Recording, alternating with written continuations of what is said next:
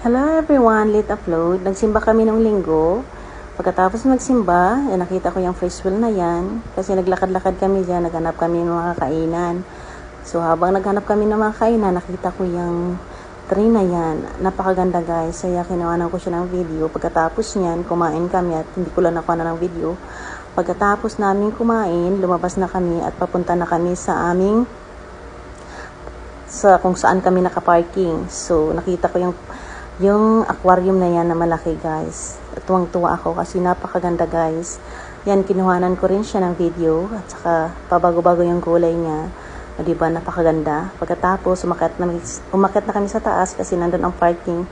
Habang papauwi na kami guys, nakita ko naman yung sikat na hotel na yan. So, napakaganda pala ang tanawin paggabi guys. Napakaganda pala ang view niya paggabi kasi maraming lights.